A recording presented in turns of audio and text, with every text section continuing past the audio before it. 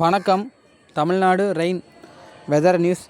தற்போது மாலை வானிலையை பார்ப்போம். தமிழகத்தில் தொடர்ந்து கிழக்கு காற்று ஈரப்பதத்தை கொண்டு வருவதால் தொடர்ந்து தமிழகத்தில் கடலோர மாவட்டங்களில் தொடர்ந்து மழை பெய்து வருகிறது.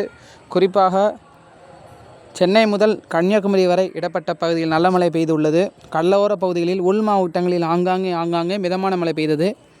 இந்த நிலையானது அடுத்த 2 நாட்களுக்கு இதே நிலைதான் நீடிக்கும். நவம்பர் 5ஆம் தேதி முதல் 8ஆம் தேதி வரை ஒரு சிறிய இடைவெளி இருக்கும். காரணம், ஒரு புதிய காற்றழுத்த தாழ்வு நிலை நவம்பர் 5ஆம் தேதி மத்திய மேற்கு வங்கக்கடலில் உருவாக உள்ளது. அது நம் தமிழக கடற்கரையை நோக்கி நவம்பர் 10ஆம் தேதி அல்லது 11ஆம் தேதி நெருங்கும் என்று எதிர்பார்க்கப்படுகின்றது. இதன் காரணமாக மீண்டும் நவம்பர் 10ஆம் தேதி முதல் மிக கனமழை பதிவாகும். ஒட்டுமொத்த தமிழகத்துக்கும் மிக கனமழை பதிவாக வாய்ப்புள்ளது. நீங்கள் பார்த்து கொண்டிருப்ப செயற்கைக்கோள் படம். இந்த செயற்கைக்கோள் படத்தில் நவம்பர் 10ஆம் தேதி அல்லது 11ஆம் தேதி ஒரு காற்று சுழற்சியை நெருங்குகிறதை நீங்கள் பார்க்கலாம்.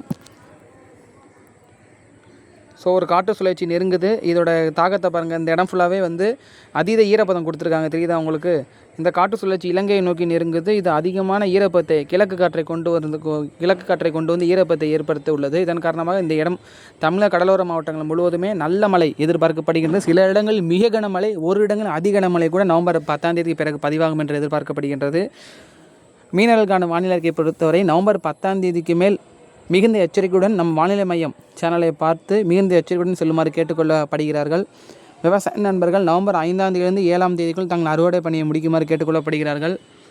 தொடர்ந்து இந்த காற்றழுத்த தாழ்வு நிலையானது இது உருவாகி மத்திய மேற்குங்களில் உருவாகி அது இலங்கையை நோக்கி வரும்பொழுது அது தீவிரமடையுமா என்பதை தொடர்ந்து கண்காணித்து வருகின்றோம். தொடர்ந்து கண்காணித்து நமது சேனலில் தெரிவிக்கப்படும். நன்றி.